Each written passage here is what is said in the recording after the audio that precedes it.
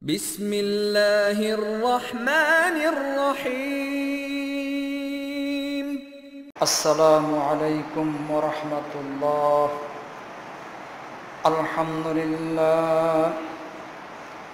الحمد لله نحمده ونستعينه ونستغفره ونؤمن به ونتوكل عليه ونعوذ بالله من شرور أنفسنا ومن سيئات أعمالنا.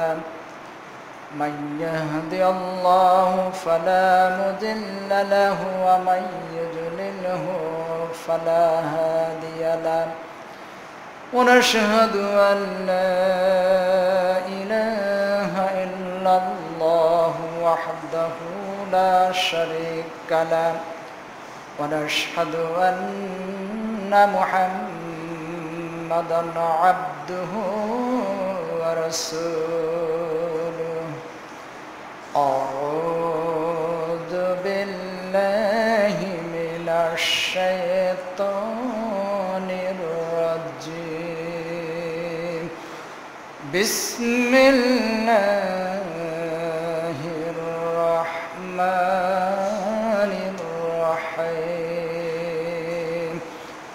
قاف والقرآن المجيد بل عجبوا أن جاءهم منذر منهم فقال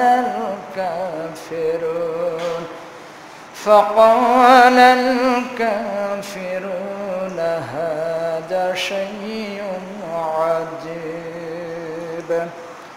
أإذا متنا وكنا ترابا ذلك رجع بعيد. قد علمنا ما تنقص الأرض منهم وعندنا كتاب حفيظ. بل كذبوا بالحق لما جاءهم فهم في أمر مريج. أفلم ينظروا إلى السماء فوقهم كيف بنيناها وسجناها وما لها من فروج. والأرض مددناها وألقينا فيها رواسي وأنبتنا فيها من كل زوج بهيج. تبصرة وذكرى لكل عبد منيب. ونزلنا من السماء ماء مباركا فأنبتنا به جنات وحب الحصيد. والنخل باسقات لها طلع مديد. رزقا للعباد وأحيينا به بلدة ميتا كذلك الخروج.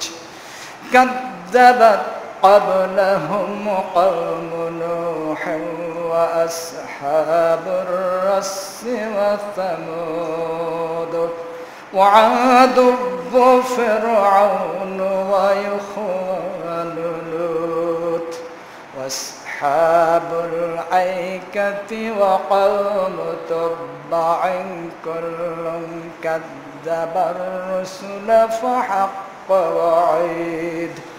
أفعين بالخلق الأفضل بل هم في لبس من خلق جديد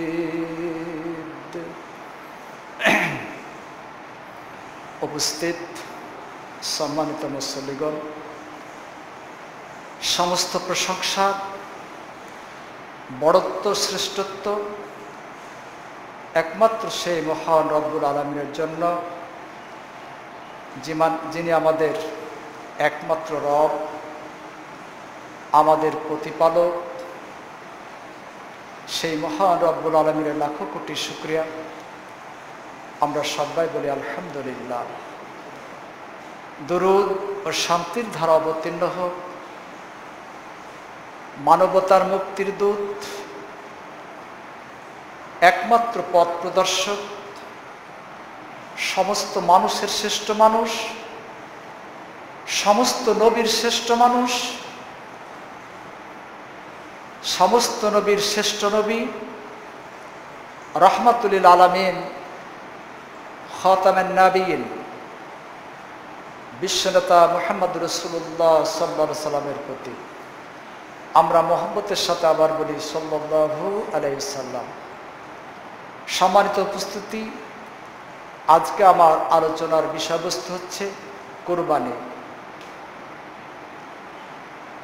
কুরবানির আবিধানিক অর্থ হচ্ছে নৈকট্য লাভ, আর পারিভাষিক অর্থ হচ্ছে আল্লাহর সন্তুষ্টির উদ্দেশ্যে, আল্লাহর ভালোবাসায় উদ্বুদ্ধ হয়ে যা কিছু উৎসর্গ করা হয় তাকে কুরবানি বলে।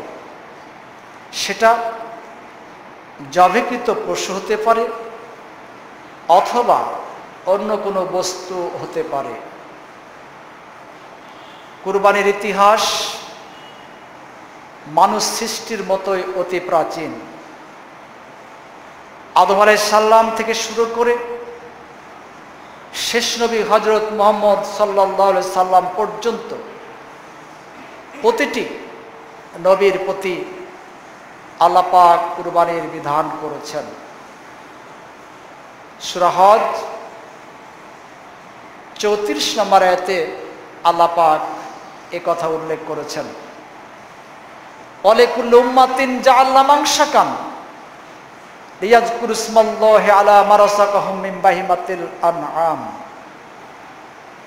আল্লাহ পাক বলছেন, আমি প্রত্যেক উম্মতের প্রতি কুরবানির বিধান করেছি, যাতে করে আল্লাহর দেয়া চতুষ্পদ জন্তু জবের সময় আল্লাহর নাম, আল্লাহর শ্রেষ্ঠত্ব, আল্লাহর বড়ত্ব ঘোষণা করে।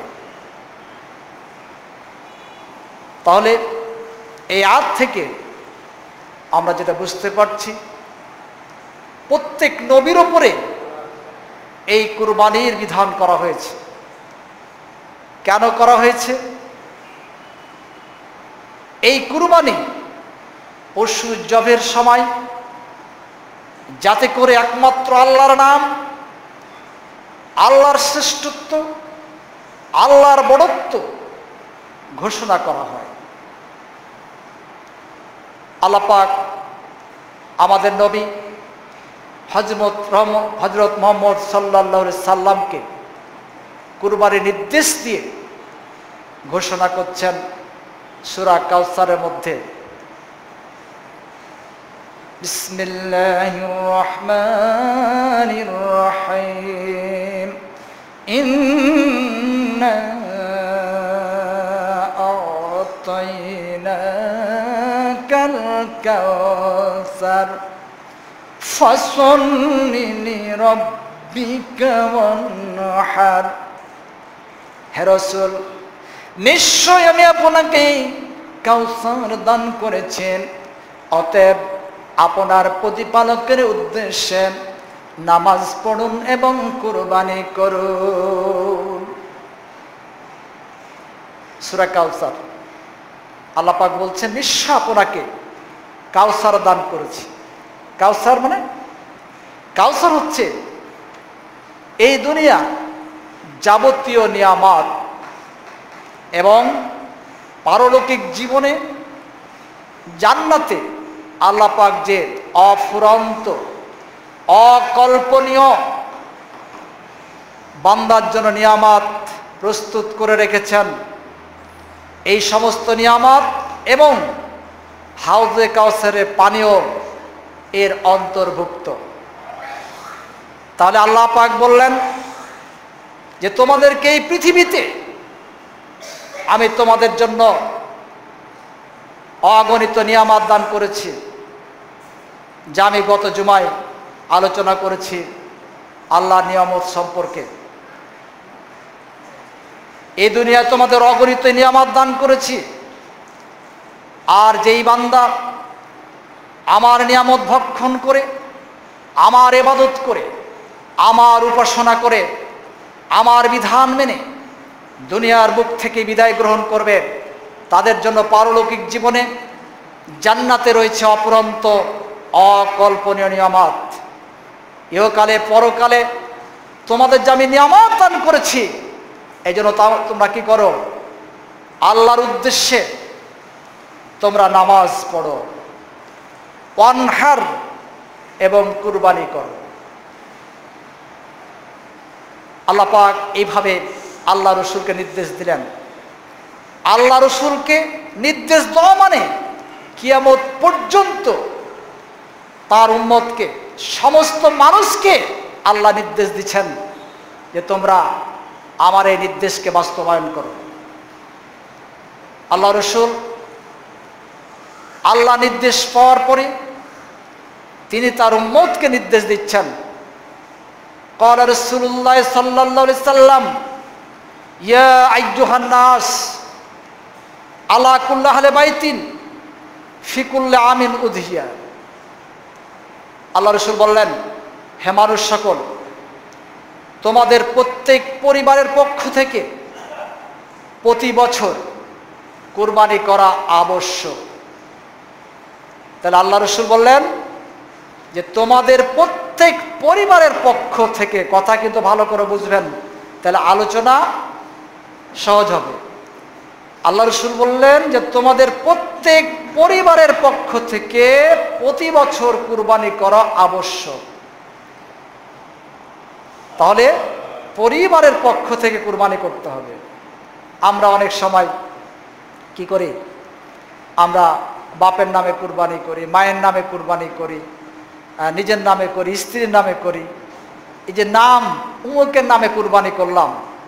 অনেক সময় অনেকে দেবদেবীর নামে কুরবানি করে, অনেকে পীর সাহেবের নামে কুরবানি করে, অমুসলিমরা দেবদেবীর নামে কুরবানি করে, উৎসর্গ করে। মুসলমানেরা অনেকে পীরের নামে কুরবানি করে। কারো নামে কুরবানি হবে না, কারো নামে কুরবানি দেওয়া যাবে না যে আমি উমুকের নামে কুরবানি দিলাম। নাম হবে কার? আল্লাহর, যেটা সূরা হজের 34 নম্বর আয়াত আমি পাঠ করলাম। লিয়াযকুরুসমাল্লাহি, আল্লাহর নাম উচ্চারণ যাতে করে, কুরবানি হবে আল্লাহর নামে। আর আল্লাহ রাসূল বললেন আহলে বাইতিন, তোমাদের পরিবারের পক্ষ থেকে। তাহলে আমাদের নিয়ত হবে যে এই কুরবানি করছি পরিবারের পক্ষ থেকে, আর নাম হবে কার? আল্লাহর। আমরা যখন জবাই করি তখন কি বলি? বিসমিল্লাহি আল্লাহু আকবার, মানে আল্লাহর নামে কুরবানি করতে হবে। আর নিয়তটা হবে পরিবারের পক্ষ থেকে। আপনি এটাও বলতে পারেন বিসমিল্লাহি আল্লাহুম্মা তাকাব্বাল মিন্নি ওয়া মিন আহলি বাইতি, এটাও আপনি বলতে পারেন। কিন্তু আল্লাহর নাম উচ্চারণ হবে। আল্লাহর নামে কুরবানি দিতে হবে, আল্লাহর বড়ত্ব শ্রেষ্ঠত্ব ঘোষণা করতে হবে কুরবানির সময়। আর নিয়ত হবে যে আমি এই কুরবানি দিলাম পরিবারের পক্ষ থেকে, অর্থাৎ পরিবারের সবাই যাতে সওয়াব পায়। তাহলে পরিবারের পক্ষ থেকে কুরবানি দিতে হবে। একটা জান, একটা জান, সেটা উট হোক, গরু হোক, ছাগল হোক, পুরুষলিঙ্গ স্ত্রীলিঙ্গ উভয় চলবে, সমস্যা নেই, সমস্যা নেই, আপনি দিতে পারবেন। একটা জান যদি পরিবারের পক্ষ থেকে কুরবানি করা হয়, তাহলে পরিবারে যতজন সদস্য থাকবেন সবাই এর সব পেয়ে যাবে। একটা জান দিতে হবে। সামর্থ্য থাকা পর্যন্ত আপনি ভাগে কুরবানি দেওয়া ঠিক না। আপনার জান কেনার ক্ষমতা আছে, তাও আপনি কৃপণতা করবেন, একটা কম দামে ভাগা নেবেন, এটা হবে না। সামর্থ্য থাকলে একটা জান কিনে, ছোট হোক বড় হোক, দাঁতলেই হলো, ছোট হোক সমস্যা নেই। আপনি 10,000 এলেন, 8,000 এলেন, যাইলেন, আপনি ছোট হোক, জান হলি হলো। শুধু ন্যাংরা খোলা সিং ভাঙলা, যেটা খুদ যাতে না হয়, তাহলে একটা জান ছোট হলো। পরিবারের পক্ষে যদি 100 জন সদস্য থাকে যৌথ পরিবারে, যৌথ পরিবার পৃথক না, যৌথ পরিবারে যতজন সদস্য থাকবে, আপনার একটা যদি আপনি জান দেন, তাহলে সবার পক্ষ থেকে কুরবানি হয়ে যাবে। তাহলে সামর্থ্য থাকলে জান কিনতে হবে। এখন প্রশ্ন অনেকে আমাকে করে থাকেন যে ভাগাই কুরবানি চলবে কিনা। আসলে আমি যে কথা বলছিলাম যে সামর্থ্য থাকলে আপনার ভাগাই চলবে না, আপনাকে কুরবানি জানিয়ে দিতে হবে। কারণ ভাগার সাথে যে কুরবানির সম্পর্ক, এটা হচ্ছে সফর অবস্থায় আল্লাহ নবী জনাবে মুহাম্মদ রাসূলুল্লাহ সাল্লাল্লাহু আলাইহি ওয়াসাল্লাম সাহাবায়ে কেরামদেরকে একটা উটে 10 জন আর একটা গরুতে 7 জন দেওয়ার নির্দেশ দিয়েছিলেন। এখন অনেকে আবার এটাকে আবার সামনে রেখে বলে যে ভাগাতে কোনো কুরবানিই চলবে না। আসলে এইভাবে কড়া কথাও বলা ঠিক না। কারণ যদি দেখা যায় যে কেউ একটা জান কিনতে পাচ্ছেন না, সম্ভব হচ্ছে না, কিন্তু হয়তো একটা ভাগা কম দামে দিতে পারবে, তাহলে তাকে সব থেকে বঞ্চিত করাও ঠিক না। কারণ আল্লাহ পাক বলছেন ফাত্তাকুল্লাহ মাস্তাতাতু, তোমরা যথাসাধ্য চেষ্টা করো। লা ইউকাল্লিফুল্লাহু নাফসান ইল্লা উসআহা, আল্লাহ বলছেন আমি কারো সাধ্যের অতিরিক্ত কোনো কাজের আদেশ করি না। তাহলে যদি সামর্থ্য কারো না থাকে একটা জান কিনার, যদি দেখা যায় এই শ্রেণীর যারা লোক যে জান কিনতে পারছে না, তারা একত্রিত হয়ে একটা হয়তো জান কিনে তারা 7 জন একটা গরুতে দিতে পারবেন, অসুবিধা নাই। হয়তো আল্লাহ রসুল সফর অবস্থায় নির্দেশ দিয়েছিলেন, হতে পারে যে অর্থনৈতিক হয়তো সচ্ছলতা ছিল না, কারণ সফর অবস্থায় তো অনেক সময় মানুষের টাকা পয়সা শেষ হয়ে যায়। এই জন্য দেখেন জাকাতের যে 8টি খাতের কথা বলা হয়েছে, এই জন্য মুসাফিরের জন্য কিন্তু একটি খাত আছে, যে মুসাফির যতই ধনী হোক, কোনো যদি বিদেশে গিয়ে তার টাকা শেষ হয়ে যায়, তাহলে আপনি তাকে ওই জাকাতের পয়সা থেকে আপনি তাকে সাহায্য করতে পারবেন। তাহলে সফর অবস্থায় অনেক সময় এমন হতে পারে হয়তো টাকার অসুবিধা ছিল, অর্থনৈতিক হয়তো অনটন ছিল, আল্লাহ এই কারণে দিয়েছেন। অথবা অনেক যদি একটা করে জান যদি কুরবানি করা হয়, তাহলে অনেক পশু হয়ে যাবে, কুটা বাছার একটা ব্যাপার আছে, হয়তো ওখানে বিতরণের একটা ব্যাপার আছে, যা হোক বিভিন্ন কারণ হতে পারে। এই জন্য যদি কেউ জান কিনতে না পারেন, যদি সেরকম তার সামর্থ্যে জুটে একটা ভাগা দিতে পারে, তাহলে তাকে বঞ্চিত করাটাও ঠিক হবে না। আর একটা প্রশ্ন দেখা যায় যে মৃত ব্যক্তির নামে কুরবানি অনেকে দেন। মৃত ব্যক্তির নামে কোনো কুরবানি চলবে না। বাপ মরে গেছে, মা মরে গেছে, বাপের নামে কুরবানি দিয়ে দিলাম। আমি তো পূর্বে বলেছি কারো নামে কুরবানি চলবে না। বাপের নামে, মায়ের নামে যারা মৃত ব্যক্তি, কারো নামে কুরবানি না। এটা হচ্ছে জীবিত ব্যক্তির জন্য এটা কুরবানি। যদি কেউ মৃত ব্যক্তির নামে কুরবানি দেয়, দিতে পারবে, কিন্তু ওই গোশত পুরোটাই ফকির আর মিসকিনকে বিতরণ করতে হবে। এই গোশত কেউ খেতে পারবে না, কারণ এটা সাদকা, এটা সাদকা হিসাবে গণ্য হবে। আর সাদকার মাল ফকির মিসকিনের হক, অন্য কেউ খেতে পাবে না। তাহলে যদি কোনো ব্যক্তি বলে যে আমি আমার বাপের নামে কুরবানি দিলাম, বাপকে উদ্দেশ্য করে সওয়াব পাবে এই জন্য সাদকা হিসাবে, তাহলে সমস্ত গোশত ফকির আর মিসকিন দিতে হবে, নিজেও খাবে না, সচ্ছল ব্যক্তিকে দেওয়া যাবে না। আর এক কথায় সাদকা যাওয়ার খাওয়ার যারা হক রাখে, হকদার যারা, তাদেরকে এই গোশত বিতরণ করতে হবে। 3 নম্বর কথা হচ্ছে প্রশ্ন যে আকিকাতে মানে কুরবানির সময় আকিকা দেওয়া, একটা আকিকা দেওয়া হয়নি সন্তানদের, তখন কি করে ওই কুরবানির সময় একটা গরু কিনলে বেটার নামে অমুকের নামে অমুকের নামে অমুকের নামে আকিকা দিয়ে দেয়। এটা একটা অযৌক্তিক ফতোয়া। কুরবানির বিধান হচ্ছে একটি, আর আকিকার বিধান হচ্ছে আর একটি। আকিকা হচ্ছে যখন শিশু জন্মগ্রহণ করে 7 দিনের দিন, সহিহ হাদিস, 7 দিনের দিন পিতার দায়িত্ব হচ্ছে যে আকিকা দিবে, আর সুন্দর নাম রাখবে, আর মাথাটা মুন্ডু করে দিতে হবে। এই 3টা দায়িত্ব পালন করতে হবে। হাদিস এটাও এসেছে যে চুল বরাবর আপনি রূপা দিতে পারবেন, চুল ওজন করে। তো এই সুন্দর নাম রাখতে হবে, আকিকা দিতে হবে, আর মাথা মুন্ডু করতে হবে। এটা পিতার দায়িত্ব। 7 দিনের দিন এটা হচ্ছে সহিহ হাদিস, 14 দিন আর 21 দিন এটা জয়ীফ হাদিস। এরপরে আকিকার কোনো বিধান নেই। যদি কেউ আকিকা দিতেই চায় যে আমি দিব, অর্থনৈতিক সচ্ছলতা এসেছে আমি দিব, তো যদি দেয় আপনি দিবেন, দেন, কিন্তু আপনাকে জান দিতে হবে যে সিস্টেম আকিকা করা হয়, ছেলে হলে 2টি, মেয়ে হলে 1টি, আপনি ওইভাবে দিতে হবে। এই কুরবানির সাথে কোনো আকিকা চলবে না। এটা বানোয়াট ফতোয়া, এটা আল্লাহ রাসূলের কথা না। এরপর আরেকটি প্রশ্ন করা হয় যে বাপ মায়ে আকিকা দেয়নি, তখন আমারও নাকি কুরবানি হবে না। আকিকা দেওয়া নাই ওই জন্য আমি কুরবানি দিতে পারবো না। এটা একটা বাজে কথা, এটা একটা প্রচলিত কথা।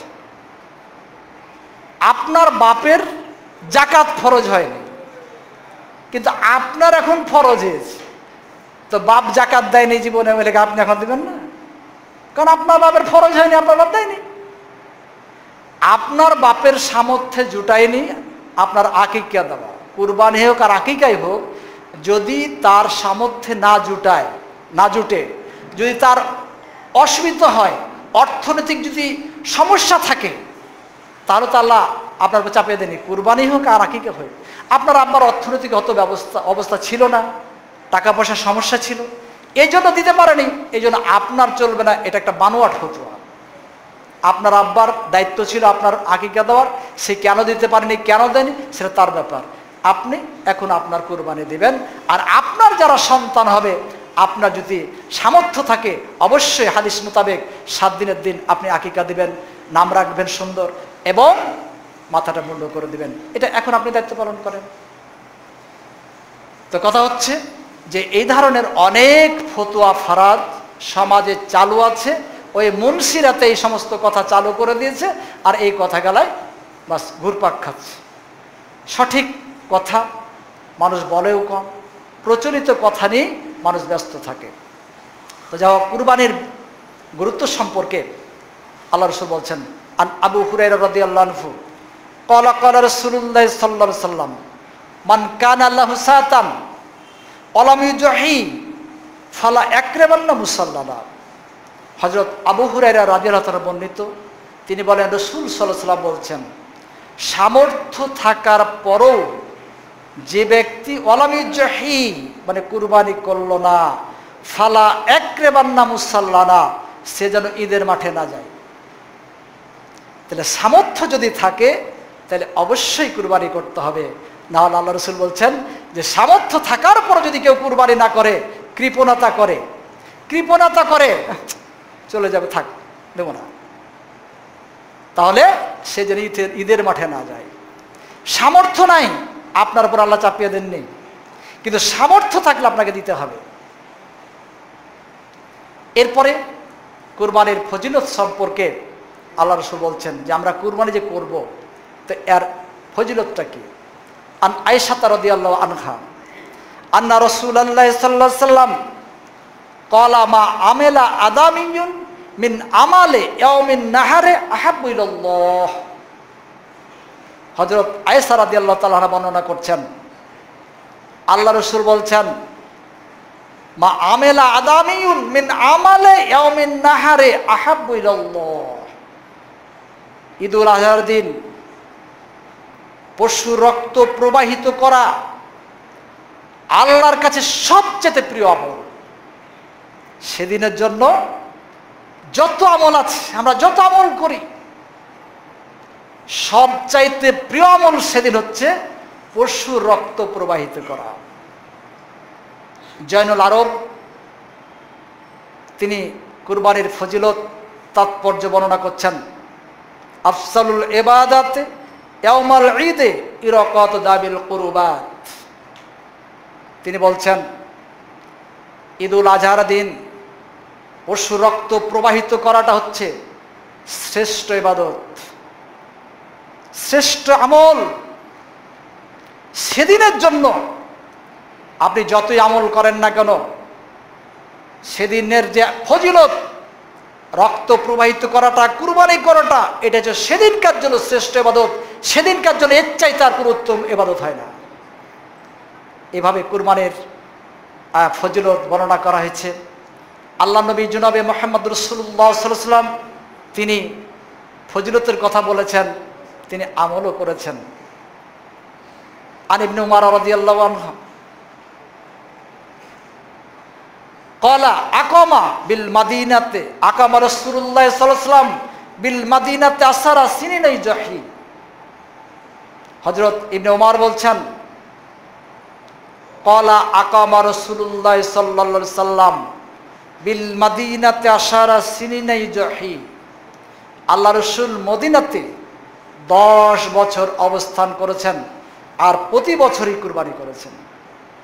তিনি আমল করেছেন, তিনি আমল করেননি। আর সাহাবা ইকরামদেরকে বলেছেন, তার উম্মতকে বলেছেন, এমন কোনো কথা নেই, এমন কোনো তিনি বাক্য উচ্চারণ করেননি।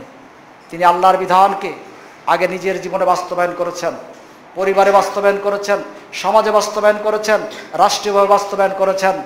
পরবর্তী উম্মতদের বলে দিয়েছেন, তোমরা এইভাবে, আমি যেভাবে আমি ব্যক্তি জীবনকে চালিত করেছি, পরিবারকে চালিত করেছি, সমাজকে চালিত করেছি, রাষ্ট্র যেভাবে চালিত করেছি, তোমরা সেভাবে আমাকে অনুসরণ করে যদি তোমরা ব্যক্তি জীবন থেকে নিয়ে রাষ্ট্রীয় জীবন পর্যন্ত প্রতিটি ক্ষেত্রে আমাকে অনুসরণ করতে পারো, অনুকরণ করতে পারো, তোমরা ইহকালে শান্তি পাবে আর পরকালে মুক্তি পাবে।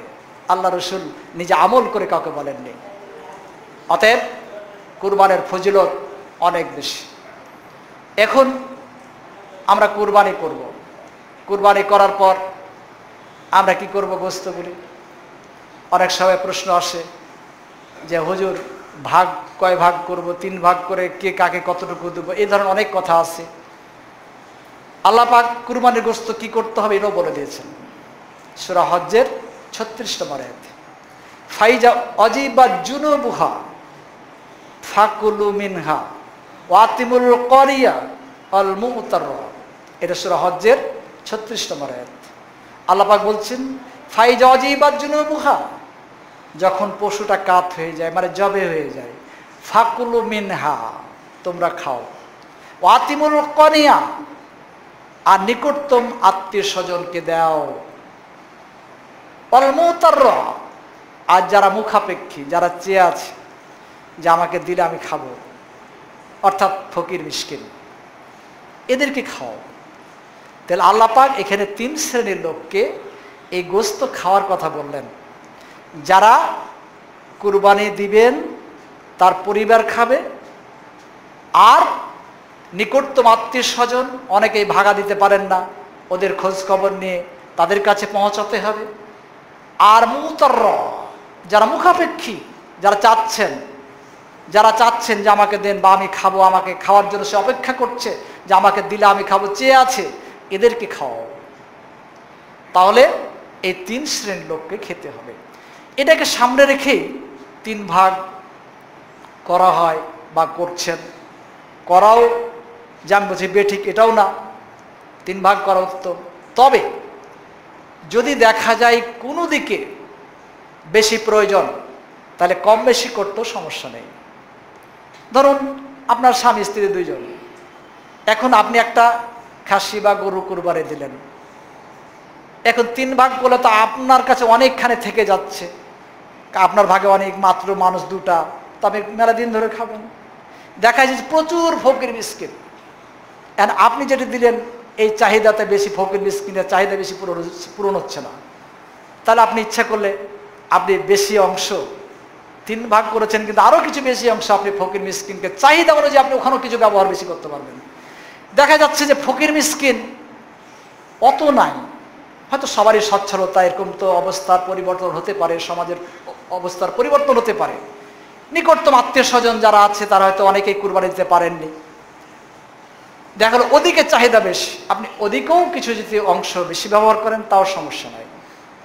এখন দেখা গেল যে আপনার পরিবার অনেক মানুষ, ফকির মিসকিনও অত নাই, আপনারা নিকটতম আত্মীয় স্বজন যারা হয়তো বা দিতে পারেনি, এই ধরনের কুরবানি দিতে হবে এরকম লোকও বেশি নাই, ওদিকে চাহিদা কম, পরিবার অনেক বেশি, এখানেও যদি কিছু অংশ আপনি বেশি ব্যবহার করেন তাতেও গুনাহ হবে না। এক কথায় ইন্নামাল আমালু বিন্নিয়াত, আল্লাহ নিয়াতটা দেখবেন আমরা কি করতে চাই। আপনি দুটা স্বামী স্ত্রী, আপনি মেলা দিন ধরে খাবেন, আর ফকির মিসকিন পাড়া প্রতিবেশী খেতে পাচ্ছে না, 2 দিন 3 দিন খেয়ার খেতে পাচ্ছে না, আপনি কেন এটা করবেন? ওখানে কিছু ব্যবহার করেন বেশি, সমস্যা কি? এক কথায় 3 শ্রেণীর লোককে খেতে হবে, কোন শ্রেণী যদি দেখায় চাহিদা বেশি, ওখানে আপনি কিছু গোস্ত বেশি ব্যবহার করতে পারবেন। এখানে আরেকটা কথা আমি বলে রাখি, অনেক সময় বলেন অনেকে যে আকিকা নাকি দিলে বাপ মায়ে একদিন খেতে পাবে আর খেতে পারবে না। এটা একটা বানোয়াট কথা, এটা একটা বানোয়াট কথা। কেউ আবার বলে যে খাইতেই পাবে না, এটাও বানোয়াট কথা। আকিকার গোস্ত, কুরবানির গোস্ত যেমন, আকিকার গোস্তও তেমন। আপনি 1 দিন 2 দিন 5 দিনও খেতে পারেন, বাধা কিছু নাই। যেদিকে যতটুকু যেভাবে ব্যবহার করা দরকার আপনি করবেন, খাবেন, সমস্যা নেই। এ ধরনের কথা বলে মানুষকে বিপদে ফেলা ঠিক না। কথা হচ্ছে কুরবানির উদ্দেশ্যটা কি? কুরবানির উদ্দেশ্যটা কি? আমরা তো 12 মাসই গরু জবাই করছি, মুরগি করছি, খাসি করছি, উট করছি, দুম্বা করছি, খাচ্ছি, তো প্রতি বছরই তো খাচ্ছি, সবসময় তো খাচ্ছি, ইচ্ছা করলে তো নিউ মার্কেটে যে আমরা গোস কিনে দিয়েছে খাচ্ছি, সমস্যা কি? কিন্তু কুরবানিটা কেন? কুরবানির উদ্দেশ্যটা কি? আমরা কুরবানির ইতিহাস শুনে থাকি, অনেক শুনেছি, যেটা ইব্রাহিম সাল্লামকে পরীক্ষা করা হয়েছে। ইব্রাহিম সাল্লামকে অনেকগুলি পরীক্ষা করা হয়েছে, তাকে আগুনে নিক্ষেপ করে, এটি ছিল তার জন্য ব্যক্তিগতভাবে একটা বিরাট পরীক্ষা। নমরুদ বলল, আমাদের সামাজিক অবস্থা, সামাজিক বিধিবিধান, আমাদের ধর্মীয় যেগুলি কৃষ্টি কালচার, এগুলো তুমি মেনে নাও, তাহলে তুমি মুক্ত। আর যদি না মানো, আমাদের সাথে যদি কম্প্রোমাইজ না করো, তোমাকে আগুনে নিক্ষেপ করে নিশ্চিহ্ন করে দেওয়া হবে। তিনি রেডি, নো কম্প্রোমাইজ। আমি আল্লাহর বিধানকে আল্লাহর জমিনে বাস্তবায়ন করার জন্য আমি পৃথিবীতে এসেছি, তোমার মতো এই শিরককারী মুশরিকের সাথে আমার কোনো কম্প্রোমাইজ নেই। আমি আল্লাহর এই রাষ্ট্রে, আল্লাহর এই পৃথিবীতে আমি আল্লাহর বিধানকে বাস্তবায়ন করার জন্য এসেছি, আমি এই কাজ করে যাব। এতে আমাকে তুমি আগুনে নিক্ষেপ করে পুড়িয়ে মারলো, আমার অসুবিধা নেই। কোনো কম্প্রোমাইজ করেননি। তিনি স্বেচ্ছায় আগুনে পড়ছেন। ইচ্ছে করলে তার ধর্মকে মেনে নিয়ে নিজেকে বাঁচাতে পারতেন। আল্লাহ পাক এখানে একটা পরীক্ষা করলেন যে আমার বিধানকে মানার জন্য সে নিজেকে উৎসর্গ করতে রাজি কিনা, নিজের জীবন দিতে প্রস্তুত কিনা। এই পরীক্ষা হয়েছিল তার ব্যক্তিগত ব্যাপার নিয়ে। এরপরে চূড়ান্ত পরীক্ষা হয়েছিল, যেই শিশু সন্তান বুড়ো বয়সে চেয়ে নিলেন ইসমাইল আলাইহিস সালামকে, আদরের সন্তান, নিজের সন্তানের প্রতি কত মায়া আমরা পিতা হিসাবে সবাই জানি। এই সন্তান একমাত্র সন্তান, একমাত্র পুত্র সন্তানকে নিজ হাতে জবাই করতে হবে। এটি কেমন নির্দেশ? এত বড় কঠিন নির্দেশ কে মানতে পারবে? আল্লাহ পাক পরীক্ষা করলেন ইব্রাহিম সাল্লামকে, যদি তিনি তার সন্তানকে আমার নির্দেশ মানার জন্য জবাই করতে পারে, আমার এই রাষ্ট্রে, আমার এই পৃথিবীতে আমার আইন বাস্তবায়ন করতে সে কুণ্ঠাবোধ করবে না, আমার আইনকে সে প্রয়োগ করতে দ্বিধাবোধ হবে না, পিছপা হবে না। এই জন্য নিজের সন্তানকে জবাই করার নির্দেশ দিয়েছিলেন। এটা ছিল বিরাট পরীক্ষা, চূড়ান্ত পরীক্ষা। এই পরীক্ষায় যখন পাস করেছিলেন তখন তাকে রাষ্ট্র ক্ষমতা দেওয়া হয়েছে। সম্মানিত উপস্থিতি, আজকে আমাদের নিচু থেকে নিয়ে রাষ্ট্রপতি পর্যন্ত এই কুরবানির মাধ্যমে আমাদের প্রমাণ করতে হবে যে আমরা আল্লাহর বিধান মানতে প্রস্তুত, আল্লাহর বিধান মানতে প্রস্তুত। এই কুরবানি করলাম, পশু জবে করলাম, আমরা এর মাধ্যমে শিক্ষা গ্রহণ করব যে আল্লাহর বিধান মানতে আমি প্রস্তুত। আল্লাহ এই কথাই বলছেন সূরা হজ্জের 37 নম্বর আয়াতে, লা ইয়ানাল্লাহু লুহুমুহা ওয়ালা দিমাহুহা ওয়ালাকিন ইয়ানালুহুত তাকওয়া মিনকুম। আমি তোমাদের গোশতও চাই না, রক্তও চাই না। তোমরা যে কুরবানি করছো এই গোশতও দেখতে চাই না, রক্তও দেখতে চাই না। আমি দেখতে চাই তোমাদের মধ্যে কারা মুত্তাকি, অর্থাৎ আমার বিধান মানতে, আমার আইন মানতে কারা প্রস্তুত। এটাই হচ্ছে কুরবানির শিক্ষা, এটাই হচ্ছে কুরবানির শিক্ষা, কুরবানির উদ্দেশ্য। যেভাবে ইব্রাহিম আলাইহিস সালাম নিজ পুত্রকে জবাই করার মাধ্যমে আল্লাহর আইনকে মেনে নিয়েছিলেন, ওইভাবে করে আজকে আমাদের প্রত্যেককে, আমাদের নিচু থেকে নিয়ে রাষ্ট্রপতি পর্যন্ত প্রত্যেকেই শিক্ষা গ্রহণ করতে হবে। ওই ইব্রাহিম আলাইহিস সালামের কথাকে স্মরণ করতে হবে, তিনি নিজ পুত্রকে কেন জবাই করতে প্রস্তুত হয়েছিলেন, আল্লাহর নির্দেশে। অতএব মহাগ্রন্থ আল কোরআন আমাদের প্রতি নাজিল করা হয়েছে। এই কোরআনের আইনকে আমাদের ব্যক্তি জীবন, সামাজিক জীবন, রাষ্ট্রীয় জীবন প্রত্যেকটি ক্ষেত্রে বাস্তবায়ন করে আল্লাহর নির্দেশকে আমাদের পালন করতে হবে, প্রমাণ করতে হবে আল্লাহর নির্দেশ মানতে আমরা প্রস্তুত, আমরা একমাত্র আল্লাহর গোলাম, এটা প্রমাণ করতে হবে। এটাই হচ্ছে কুরবানির শিক্ষা। সম্মানিত উপস্থিতি, আজকে কুরবানি করা হয়, উদ্দেশ্য সবার এক না, সবার এক না।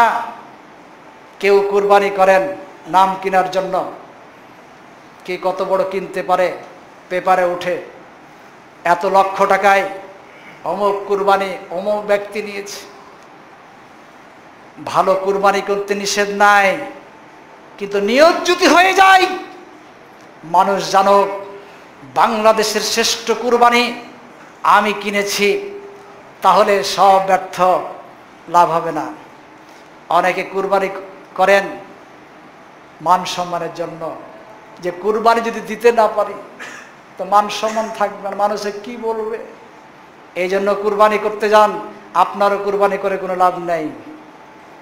অনেকেই কুরবানি করেন যে আমার ছেলে মেয়ে কার দিকে তাকাবে, কষ্ট সৃষ্টি করে দিয়ে দিই, ধার করেও দিয়ে দিই, শোধ করতে পারবো না পারবো। আপনার কুরবানি দিয়ে লাভ নাই, এটা কুরবানি দিয়ে লাভ নাই।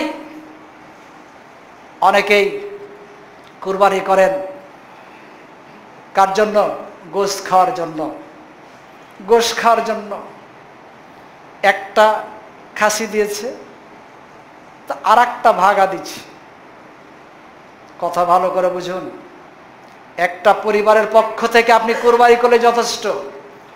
আপনার যদি নিয়ত হয়ে যায় যে একটা ভাগা দিলাম, একটা কুরবানি দিলে, কি কুরবানি ছিল, যে একটা গরু ছিল আর একটা ভাগা ছিল আর একটা খাসি ছিল, মানে সবাইকে জানার যদি উদ্দেশ্য থাকে যে আমি একটা খাসিও দিয়েছি, আমি ভাগাও দিয়েছি, আপনার লাভ নাই। আবার যদি এমনটি কেউ করেন, কুরবানি করলাম 2-4 কেজি দিক দিয়ে ফ্রিজে ভরে দিয়ে দিলাম, আপনারও লাভ নাই, বেকার। কুরবানির উদ্দেশ্য সবার এক না, কুরবানির উদ্দেশ্য সবার এক না। কুরবানি করতে হবে আল্লাহকে সন্তুষ্ট করার জন্য। আমি পূর্বে বলেছি কুরবানির আবিধানিক অর্থ হচ্ছে নৈকট্য, আল্লাহর নৈকট্য লাভ, আর পারিভাষিক অর্থ হচ্ছে আল্লাহর সন্তুষ্টির উদ্দেশ্যে, আল্লাহর ভালোবাসায় উদ্বুদ্ধ হয়ে কুরবানি করা হয়। যা কিছু উৎসর্গ করা হয় একে কুরবানি বলা হয়। আল্লাহর সন্তুষ্টির উদ্দেশ্যে, আল্লাহর ভালোবাসায় উদ্বুদ্ধ হয়ে ইব্রাহিম আলাইহিস সালাম ইসমাইলকে কুরবানি করার জন্য প্রস্তুত হয়েছিলেন। সন্তানের চাইতে আল্লাহর ভালোবাসা বেশি ছিল, আল্লাহর ভালোবাসা বেশি ছিল। এটা হচ্ছে কুরবানির শিক্ষা। কুরবানি করতে হবে আল্লাহর ভালোবাসায় উদ্বুদ্ধ হয়ে, আল্লাহকে সন্তুষ্ট করার জন্য, কোনো মানুষকে সন্তুষ্ট করার জন্য না, নাম কেনার জন্য না, কে কি মনে করবে এই জন্য না, গোশত খাওয়ার জন্য না। এটা আমাদের লক্ষ্য রেখে কুরবানি করতে হবে, তবেই কুরবানি কবুল হবে। আল্লাহ পাক সূরা আনাম 162 নম্বর আয়াতে বলছেন, কুল ইন্না সলাতি ওয়া নুসুকি ওয়া মাহইয়া ওয়া মামাতি লিল্লাহি রাব্বিল আলামিন। হে রাসূল, আপনি বলুন, ইন্না সলাতি আমার নামাজ, অনুসুকি আমার কুরবানি বা যাবতীয় ভালো কাজ, অমাহইয়া আমার হায়াত, অমামাতি আমার মত, লিল্লাহি রাব্বিল আলামিন একমাত্র আল্লাহর জন্য। এই কথা আপনি বলুন। মানে আমাদের সকলকে বলতে বলছেন, আমি নামাজ পড়বে কেন? আল্লাহর জন্য, আল্লাহকে খুশি করার জন্য। আমি কুরবানি করব, আমি দান খয়রাত করব, আমি যাবতীয় ইবাদত করব, আমি যাবতীয় ভালো কাজ করব আল্লাহকে খুশি করার জন্য। আমি কেন বেঁচে থাকব? পৃথিবীতে বেঁচে থাকার সার্থকতা কি? শয়তানকে খুশি করার জন্য? শয়তান মানুষকে খুশি করার জন্য না, আল্লাহর জন্য আমি বেঁচে থাকব। জন্ম থেকে মৃত্যু পর্যন্ত এই পিরিয়ড যে আল্লাহ দান করেছেন, এই সময়টুকু আল্লাহর পথে ব্যয় হতে হবে। আমি বক্তব্য দেব আল্লাহকে খুশি করার জন্য, আমি দান খয়রাত করব আল্লাহকে খুশি করার জন্য, হজ করব আল্লাহকে খুশি করার জন্য, আমি মিছিল করব আল্লাহকে খুশি করার জন্য। এই মিছিল কার জন্য? আল্লাহর দালালি করার জন্য, আল্লাহ রসুলের দালালি করার জন্য। আমি মঞ্চে উঠে জনসমুদ্র বক্তৃতা দেব কার জন্য? আল্লাহকে খুশি করার জন্য। আমি রাজনীতি করব কেন? আল্লাহকে খুশি করার জন্য। আমি নেতৃত্ব দেব কেন? আল্লাহকে খুশি করার জন্য। আমি ইমামতি করব কেন? আল্লাহকে খুশি করার জন্য। আজান দিব কেন? আল্লাহকে খুশি করার জন্য। মানুষের উপকার করব বিনিময়ের জন্য না, আল্লাহকে খুশি করার জন্য। এইভাবে করে আমার জীবনের প্রতিটি মুহূর্ত আল্লাহকে খুশি করার জন্য, আল্লাহর জন্য, লিল্লাহি রাব্বিল আলামিন মানে আল্লাহর জন্য। অমামাতি, যদি মরতে হয় তো কার জন্য মরব? আল্লাহর জন্য। ইসলামের বিপরীত ধর্ম, কর্ম, তন্ত্র, মন্ত্র, সংবিধান, ম্যানিফেস্ট, ইস্তেহারকে বাস্তবায়ন করতে গিয়ে আপনি যদি মারা যান, আপনি ব্যর্থ। আল্লাহর জমিনে আল্লাহর দিন কায়েমের জন্য আল্লাহ হচ্ছেন পৃথিবীর রাষ্ট্রপতি, আল্লাহর সংবিধান চালু কোরআন। এই কোরআনকে বাংলাদেশ তথা সারা পৃথিবীতে বাস্তবায়ন করার জন্য যদি শহীদ হতে হয়, মরতে হয়, আমি মরব। এটা আল্লাহ বলছেন সূরা আনামের 162 নম্বর আয়াতে, কুল ইন্না সলাতি ওয়া নুসুকি ওয়া মাহইয়া ওয়া মামাতি লিল্লাহি রাব্বিল আলামিন। আমার নামাজ, আমার কুরবানি, আমার যাবতীয় ভালো কাজ, আমার হায়াত, আমার মৌত লিল্লাহি রাব্বিল আলামিন একমাত্র আল্লাহর জন্য। এই ঘোষণা আমাদের দিতে হবে। তবে মতের পরে আমাদের অফুরন্ত নিয়ামত, অকল্পনীয় নিয়ামত আল্লাহ আমাদের জন্য প্রস্তুত করে রেখেছেন। সম্মানিত উপস্থিতি, কুরবানির সবার কবুল হবে না, এটা আল্লাহ পাক আগে কুরবানি যে করত, আগের অন্য নবীর আমলে কুরবানি করলে আল্লাহ প্রমাণ করে দিতেন কার কুরবানি কবুল হয়েছে। কারণ কুরবানি করার পরে ওই পাহাড়ের উপরে রেখে আসতে হতো। আকাশ থেকে আল্লাহ আগুন পাঠাতেন, আগুন পাঠিয়ে যার কুরবানি পুড়ত তার কুরবানি কবুল হতো। আর যার কুরবানি অপরিবর্তিত অবস্থায়, অবিকৃত অবস্থায় থাকতো, বুঝে নিতে হবে তার কুরবানি কবুল হয়নি। এখন শেষ নবীর উম্মত আমরা কুরবানি করছি বিভিন্ন উদ্দেশ্যে, কার কুরবানি কবুল হচ্ছে কার হচ্ছে না তো বোঝা যাচ্ছে না। কিন্তু তারপরও আল্লাহ পাক সূরা মায়েদায় 27 নম্বর আয়াতে ইঙ্গিত করেছেন হাবিল আল কাবিলের কুরবানি সম্পর্কে। আদম আলাইহিস সালাম পৃথিবীতে আসলেন, যমজ বাচ্চা হতে লাগলো, মানুষ বাড়াতে হবে। তো হাবিলের সাথে লাবুদার জন্ম হলো, আর কাবিলের সাথে আকলিমার জন্ম হলো। মানে একটা ছেলে একটা মেয়ে। তো আল্লাহর বিধান হলো যে অল্টারনেট করে বিয়ে দিতে হবে। হাবিলের সাথে যার জন্ম হয়েছে লাবুদার, এই লাবুদার বিয়ে দিতে হবে কাবিলের সাথে। আর কাবিলের সাথে যে আকলিমার জন্ম হয়েছে, এই আকলিমার বিয়ে দিতে হবে হাবিলের সাথে। এখন কাবিলের সাথে জন্ম হয়েছে কিন্তু আকলিমা দেখতে সুন্দরী, আর লাবুদা কিন্তু কালো, দেখতে একটু অসুন্দরী। এখন কাবিল আর এটা মানবে না, অথচ আল্লাহর বিধান হচ্ছে আমাদের যেন বোনকে বিয়ে করা নিষেধ, তার সাথে যার জন্ম হয়েছে তাকে বিয়ে করা হারাম। কাবিল আর মানবে না। আল্লাহ পাক নির্দেশ দিলেন, ও যখন মানছে না তো আদম আলাইহিস সালামকে বললেন যে তোমরা কুরবানি করো। হাবিল আর কাবিল দুজনে কুরবানি করে পাহাড়ের উপর রেখে দিলেন। আল্লাহ পাক আকাশ থেকে আগুন পাঠালেন, হাবিলের কুরবানি কবুল হয়ে গেল, কাবিলের হলো না, কারণ কাবিল আল্লাহর বিধানকে অমান্য করেছে, আল্লাহর নির্দেশ মানে নাই। এবার কাবিল ক্ষমতা, শরীরের শক্তির গরম প্রয়োগ করতে লাগলো। সে হাবিলকে বলল, কলা আকতুলান্নাকা, আমি তোমাকে অবশ্যই হত্যা করব। মানে তার চিন্তা হলো যে একে হত্যা করলে আমি আকলিমাকে বিয়ে করতে পারছি, তোমাকে অবশ্যই হত্যা করব। হাবিল জবাব দিলেন, কলা ইন্নামা ইয়াতাকাব্বালুল্লাহু মিনাল মুত্তাকিন, নিশ্চয় আল্লাহ পাক মুত্তাকিনের কুরবানি কবুল করে থাকেন, আমার তো কোনো দোষ নাই, আমি আল্লাহর বিধান অমান্য করি, তুমি করেছো, তোমার কুরবানি কবুল, আমার দোষ কি? তাহলে এখানে কি বলা হলো? সূরা মায়েদার 27 নম্বর আয়াত দেখবেন, আল্লাহ পাক জানিয়ে দিলেন যে কার কুরবানি কবুল হয়? মুত্তাকিনের। এখন মুত্তাকিনকে আমরা কিভাবে বুঝি? মুত্তাকিনের অনেক গুণাবলী রয়েছে। সংক্ষিপ্তভাবে ইবনে আব্বাস বর্ণনা করেছেন, মুত্তাকিন যারা হবে তারা 1 নম্বর কাবিরা গুনাহ করবে না, 2 নম্বর শিরক করবে না, 3 নম্বর ফাহিশা কাজ করবে না, 4 নম্বর আল্লাহর আইন মেনে চলবে। 1 নম্বর শিরক করবে না, 2 নম্বর কাবিরা গুনাহ করবে না, 3 নম্বর ফাহিশা কাজ করবে না, 4 নম্বর আল্লাহর আইন মেনে চলবে। আমরা এখন আত্মসমালোচনা করব, আমরা কি শিরক থেকে বাঁচতে পেরেছি? আমরা কি কাবিরা গুনাহ থেকে বাঁচতে পেরেছি? আমরা কি ফাহিশা কাজ, অশ্লীল কাজ থেকে বাঁচতে পেরেছি? আমরা কি আল্লাহর আইনকে মানতে পেরেছি, না আল্লাহর আইন বাদ দিয়ে মানুষের আইনকে মহব্বত করছি? এটা আমাদের প্রমাণ করতে হবে। কারো কাছে প্রশ্ন করার দরকার নেই আমি মুত্তাকিন কিনা। আমি নিজে না, আত্মসমালোচনা করে বের করব যে আমার মধ্যে 4টি গুণ আছে কিনা।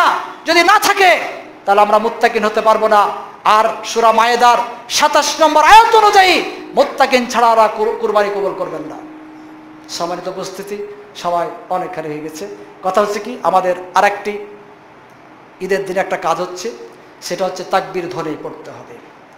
ঈদের 9 তারিখ, জিলহজ মাসের 9 তারিখ ফজর থেকে নিয়ে 13 তারিখ আসর পর্যন্ত আমাদের প্রত্যেক ফরজ নামাজের পরে তাকবীর ধ্বনি পাঠ করতে হবে। তাকবীর ধ্বনি সম্পর্কে আল্লাহ রাসূল বলছেন, আন আবি হুরায়রা রাদিয়াল্লাহু আনহু ক্বালা ক্বালা রাসূলুল্লাহ সাল্লাল্লাহু আলাইহি ওয়াসাল্লাম যায়্যিনু আয়াদাকুম বিত-তাকবীর। আল্লাহ রাসূল বললেন যে তোমাদের ঈদ সমূহকে তোমরা তাকবীর দ্বারা সৌন্দর্যমণ্ডিত করো, তাকবীর দ্বারা সৌন্দর্যমণ্ডিত করো। ঈদের তাকবীর ধ্বনি হচ্ছে ঈদের সৌন্দর্য। পরিতাপের বিষয়, আজকে আমরা ঈদের সৌন্দর্য করি কি দিয়ে? আমরা গান বাজনা দিয়ে, অশ্লীলতা দিয়ে, বেহায়াপনা, আমরা অবাধে মিলামিশা বিভিন্ন বাজে কাজের মাধ্যমে, মদ্যপানের মাধ্যমে, আমরা বিভিন্ন নর্তকী নাচের মাধ্যমে, এগুলি আজে বাজ দিয়ে আমরা ঈদের আনন্দ ভোগ করি, সৌন্দর্য আমরা বৃদ্ধি করি। অথচ আল্লাহ রাসূল বললেন যে তোমরা ঈদকে সৌন্দর্যমণ্ডিত করো তাকবীর ধ্বনি দিয়ে। তাকবীর ধ্বনি আপনারা পড়বেন, আমি আর বলছি না কারণ সময় হয়ে গেছে। আল্লাহ পাক যেন আমাদের সকলকে আজকে কুরবানির উপর যে আমি আলোচনা করলাম, অনেক কথা ছিল, যতটুকু আমি কথা বললাম ইনশাআল্লাহ আশা করি আপনারা বুঝতে পেরেছেন। আমাদেরকে একমাত্র আল্লাহর উদ্দেশ্যে কুরবানি করতে হবে। আর মুত্তাকিনের যে গুণাবলী, এগুলি আমাদের মধ্যে না থাকলেও আগামীতে আমরা মুত্তাকিনের গুণাবলী আমরা তৈরি করব। আল্লাহ পাক আমাদের মুত্তাকিন করে কুরবানি কবুল করে যেন আমাদের জান্নাতের পথ প্রশস্ত করেন। সকল আল্লাহুম্মা আমিন। ওয়া আখিরু দাওয়ানা আলহামদুলিল্লাহি রাব্বিল আলামিন।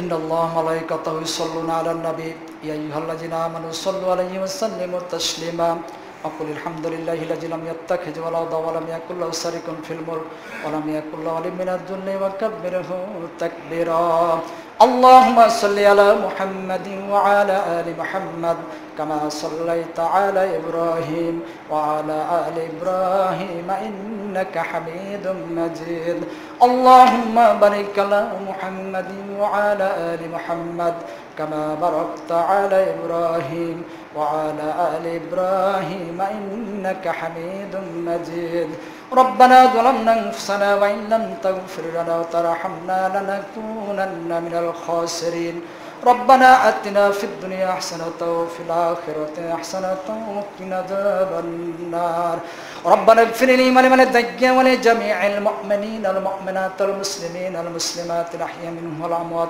إنك مجيب الدعوات برحمتك يا أرحم الراحمين اللهم حاسبنا حسابا يسيرا اللهم حاسبنا حسابا يسيرا اللهم إنا نعوذ بك من ضيق الدنيا وضيق يوم القيامة اللهم إنا نعوذ بك من عذاب القبر اللهم إنا نعوذ بك من عذاب جهنم اللهم اهدنا الصراط المستقيم اللهم اهدنا الصراط المستقيم اللهم اهدنا الصراط المستقيم سبحان ربك رب العزة عما يصفون وسلام على المرسلين والحمد لله رب العالمين